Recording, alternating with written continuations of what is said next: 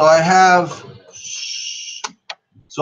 this order form, right? So in 8.1, the whole point of creating classes, subclasses, inheritance relationship in general, the entire point of doing that is to eliminate redundancies, right? If I have different, if I have this, right, and I have an order that's like, you know, hopefully going to be part of some sort of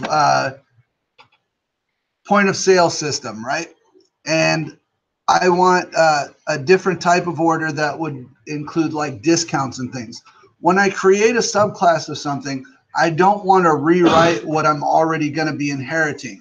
The point of an inheritance relationship is so you can make slight changes to the class without completely rewriting the whole thing.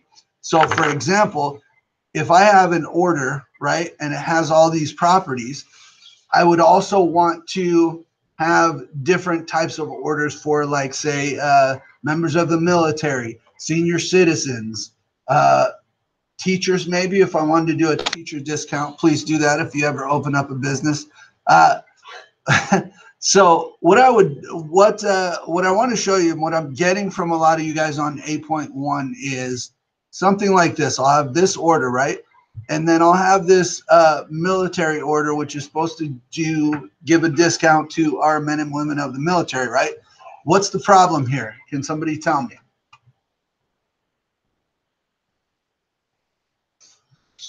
So I have all this stuff that I've written out in order, right? And then I have all this stuff rewritten again in military order. All this stuff is redundant. So here, now, general rules of thumb are the only things that you need to rewrite are the things that are going to be different in the subclass, right? So but whenever you say military order extends order, right? It means I get all this stuff by default already. The only things I'm going to add in here are things that I'm going to change. So guess what? Since all this stuff is the same, I need none of this. Instance variables are already inherited. Constructors already inherited. Okay? The one thing that I do need to do is I need to pass this data, since I'm taking inputs here inside the constructor itself, I need to pass that data to my superclass, right? But I don't have to rewrite this even.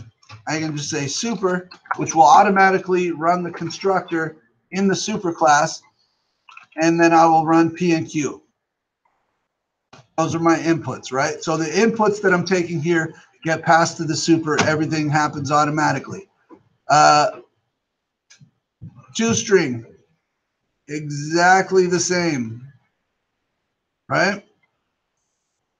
So what we want to do here is eliminate, again, we're just eliminating anything that we're inheriting. We inherit that. We definitely inherit get price, but for military, we save if we buy 3 or more, so we don't need any of that. However, for military, we want to give them a discount. Let's go big and say 40%, right?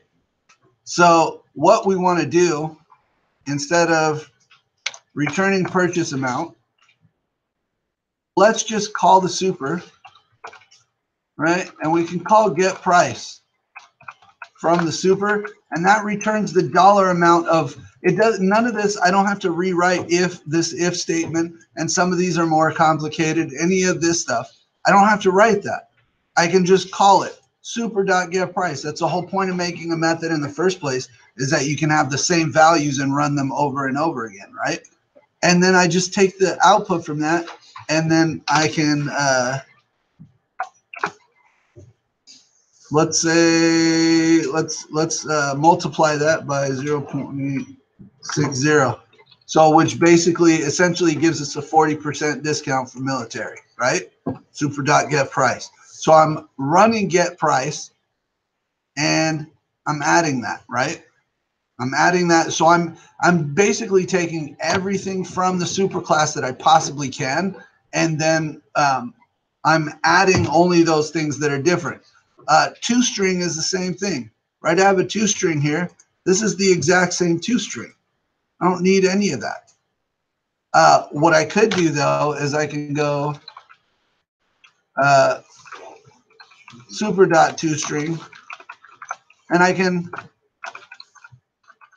add like a little thing where I would say, let's put that in all caps.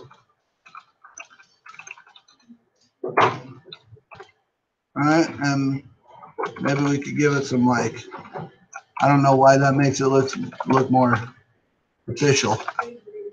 I mean, it's military, right? We want it to look proper. Perhaps I should end quotes. There we go. Does that make sense so far? So if I save all this, I create a purchase here, right? I'm going to leave all the numbers the same, but you can see how they change when I run the second version. So let's go big, like my the total of my purchase was like 654.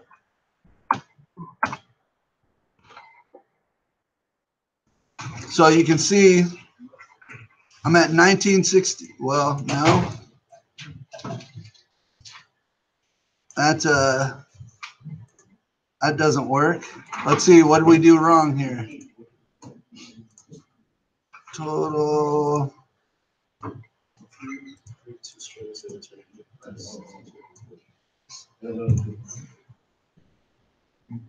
Purchase amount times quantity. Let's go. Let's put that here. And remove that, or actually times 1. And then instead of this, let's just return get price.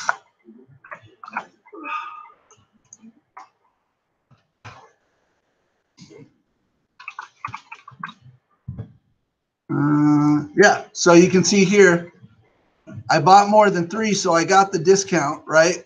But then my discount's even more because I created a military object.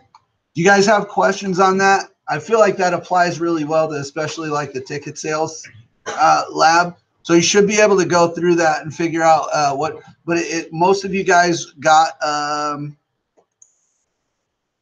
message that says there's like redundancies in your code, and I gave you like half. That's why.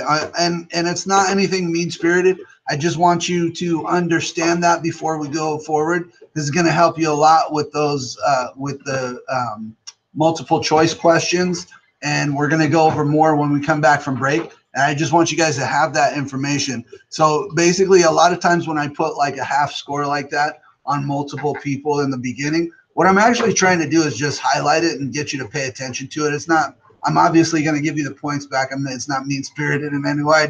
I want you guys to understand, so it's a good warning sign. So work on, see if double check your score and work on that for the rest of the time we're here.